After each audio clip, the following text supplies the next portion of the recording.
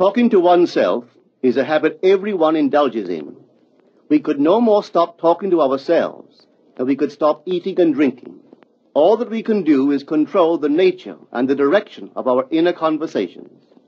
Most of us are totally unaware of the fact that our inner conversations are the causes of the circumstances of our life. We are told that as a man thinketh in his heart, so is he. But do we know that man's thinking follows the tracks laid down in his own inner conversations? To turn the tracks to which he is tied in the direction in which he wants to go, he must put off his former conversation, which is called in the Bible the old man, and be renewed in the spirit of his mind. Speech is the image of mind. Therefore, to change his mind, he must first change his speech. By speech is meant those mental conversations we carry on with ourselves.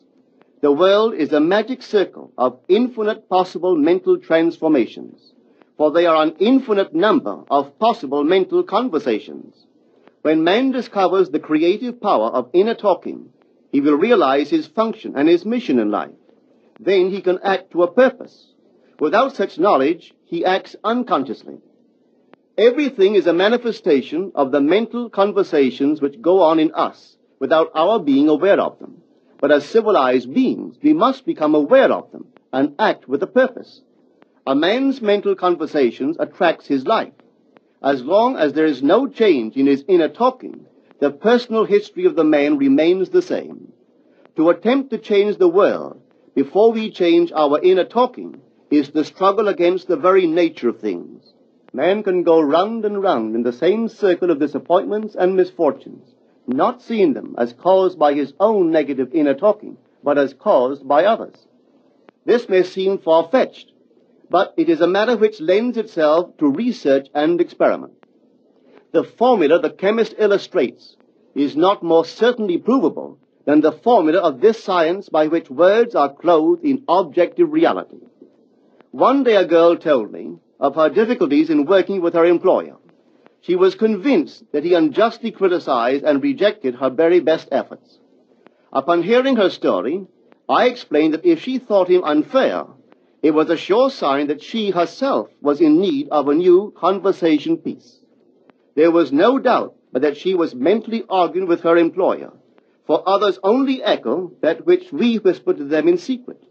She confessed that she argued with him mentally all day long.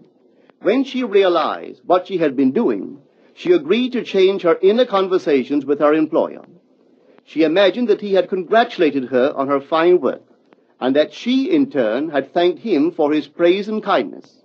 To her great delight, she soon discovered that her own attitude was the cause of all that befell her. The behavior of her employer reversed itself.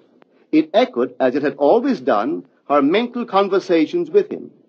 I rarely see a person alone without wondering to what conversation piece is he tied. On what mysterious track is he walking?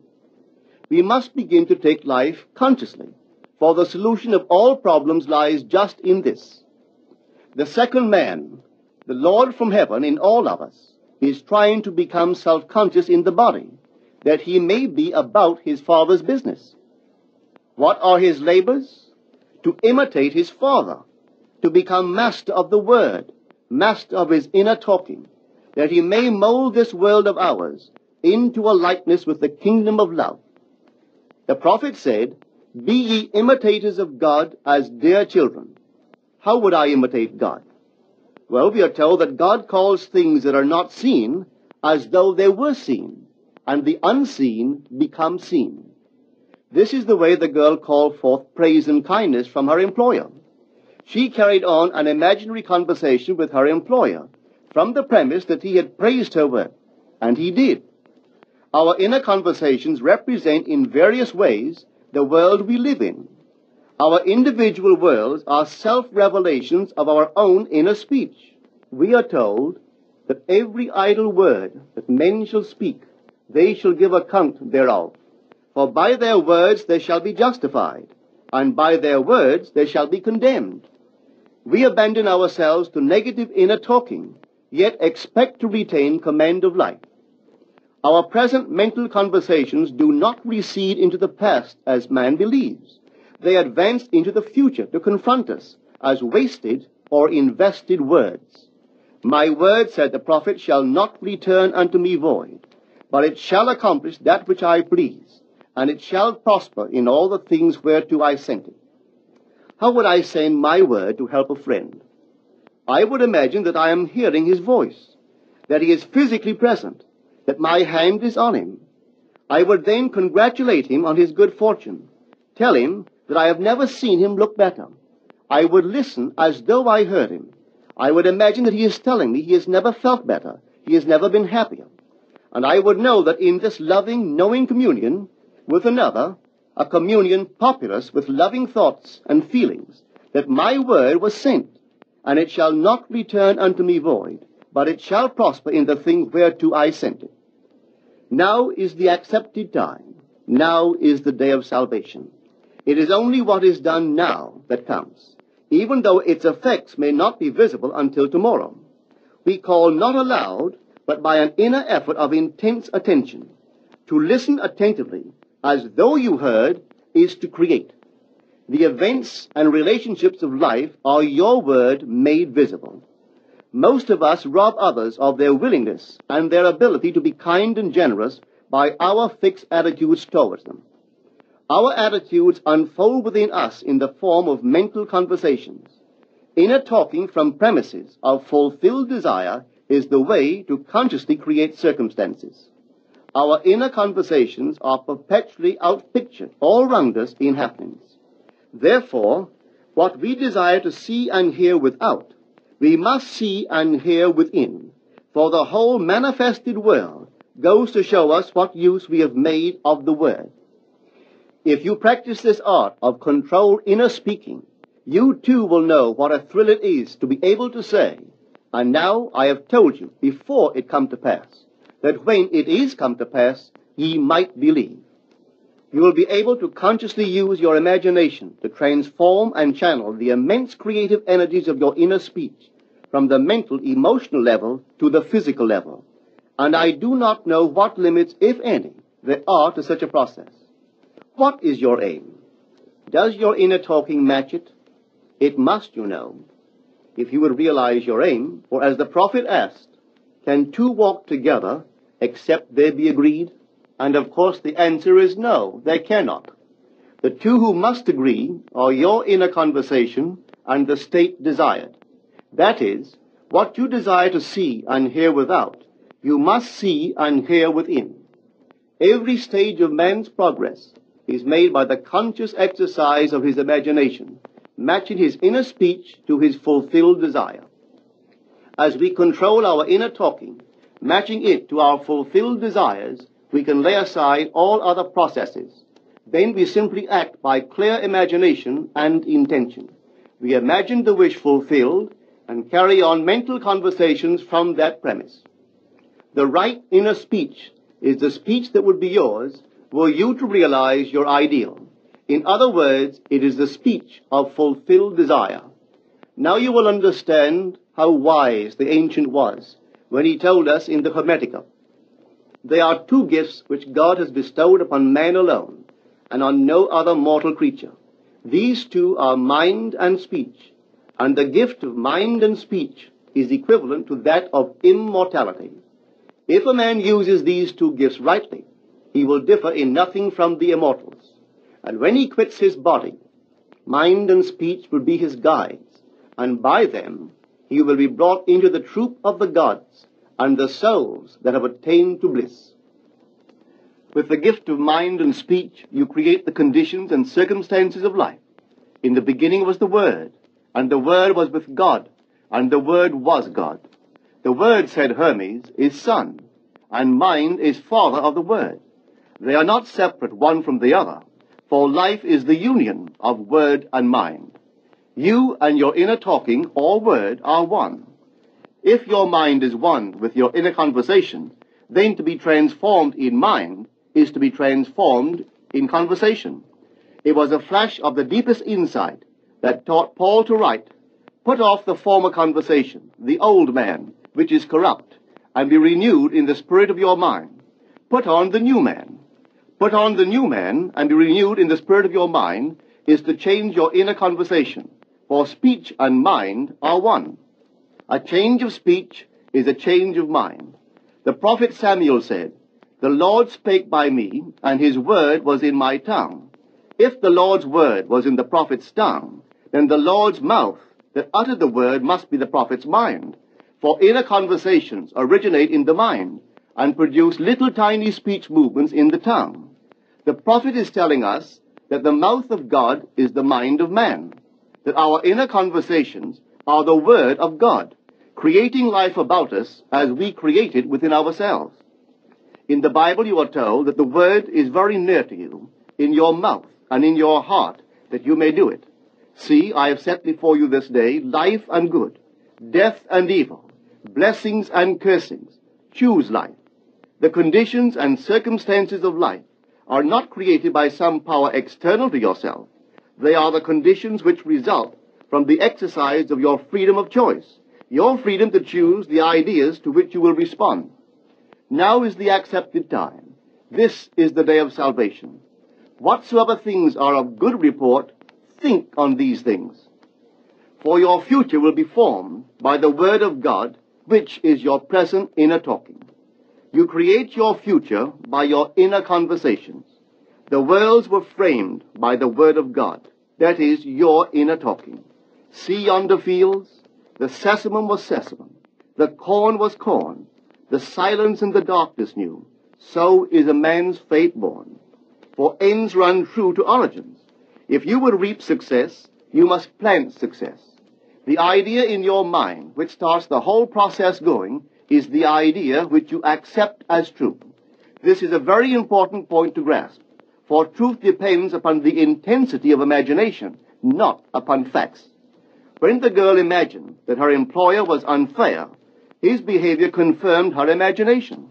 When she changed her assumption of him, his behavior reflected the change, proving that an assumption, though false, if persisted in, will harden into fact. The mind always behaves according to the assumption with which it starts. Therefore, to experience success, we must assume that we are successful. We must live wholly on the level of the imagination itself, and it must be consciously and deliberately undertaken. It does not matter if, at the present moment, external facts deny the truth of your assumption. If you persist in your assumption, it will become a fact. Signs follow. They do not precede.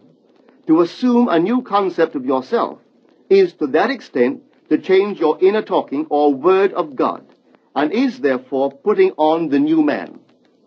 Our inner talking, though unheard by others, is more productive of future conditions than all the audible promises and threats of men. Your ideal is waiting to be incarnated, but unless you yourself offer it human parentage, it is incapable of birth. You must define the person you wish to be, and then assume the feeling of your wish fulfilled, in faith that that assumption will find expression through you. The true test of religion is in its use, but men have made it a thing to defend. It is to you that the words are spoken. Blessed is she that believed, for there shall be an accomplishment of those things which are spoken unto her from the Lord. Test it, try it. Conceive yourself to be one that you want to be, and remain faithful to that conception. For life here is only a training ground for image making. Try it and see if life will not shape itself on the model of your imagination. Everything in the world bears witness of the use or misuse of man's inner talking. Negative inner talking, particularly evil and envious inner talking, are the breeding ground of the future battlefields and penitentiaries of the world. Through habit, man has developed a secret affection for these negative inner conversations. Through them he justifies failure, criticizes his neighbors, gloats over the distress of others, and in general pours out his venom on all. Such misuse of the word perpetuates the violence of the world. The transformation of self requires that we meditate on a given phrase, a phrase which implies that our ideal is realized, and inwardly affirm it over and over and over again until we are inwardly affected by its implication, until we are possessed by it. Hold fast to your noble inner convictions or conversations. Nothing can take them from you but yourself. Nothing can stop them from becoming objective facts. All things are generated out of your imagination by the Word of God, which is your own inner conversation. And every imagination reaps its own words, which it has inwardly spoken. The great secret of success is a controlled inner conversation from premises of fulfilled desire. The only price you pay for success is the giving up of your former conversation, which belongs to the old man, the unsuccessful man.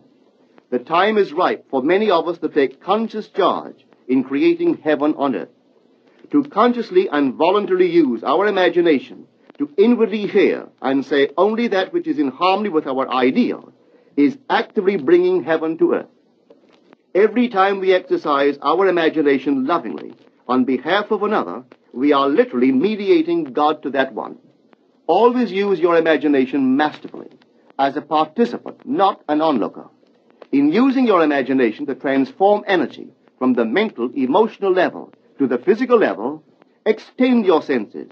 Look and imagine that you are seeing what you want to see, that you are hearing what you want to hear, and touching what you want to touch. Become intensely aware of doing so. Give your imaginary state all the tones and feeling of reality.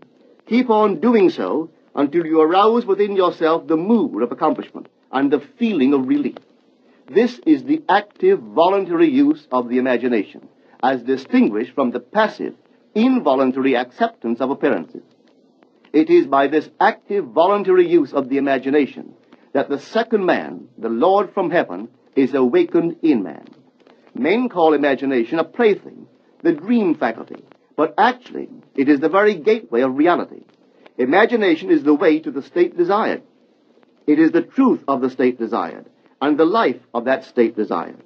Could you realize this fully, then would you know that what you do in your imagination is the only important thing. Within the circle of our imagination, the whole drama of life is being enacted over and over again. Through the bold and active use of the imagination, we can stretch out our hand and touch a friend 10,000 miles away and bring health and wealth to the parched lips of his being. It is the way to everything in the world. How else could we function beyond our fleshly limitations? But imagination demands of us a fuller living of our dreams in the present. Through the portals of the present, the whole of time must pass. Imagine elsewhere as here, and then as now. Try it and see. You can always tell if you succeeded in making the future dream a present fact by observing your inner talking. If you are inwardly saying what you would audibly say, were you physically present and physically moving about in that place, then you have succeeded. And you could prophesy from these inner conversations and from the moods which they awaken within you what your future will be. For one power alone makes a prophet, imagination, the divine vision. All that we meet is our word made visible, and what we do not now comprehend is related by affinity to the unrecognized forces of our own inner conversations and the moods which they arouse within us. If we do not like what is happening to us, it is a sure sign that we are in need of a change of mental diet. For man, we are told, lives not by bread alone, but by every word that proceeds from the mouth of God. And having discovered the mouth of God to be the mind of man, a mind which lives on words or inner talking, we should feed into our minds only loving, noble thoughts. For with words or inner talking, we build our world. Let love's lordly hand raise your hunger and thirst to all that is noble and of good report, and let your mind starve ere you raise your hand to a cup love did not fill, or a bowl love did not bless, that you may never again have to say, "What have I said? What have I done?" O all-powerful human word.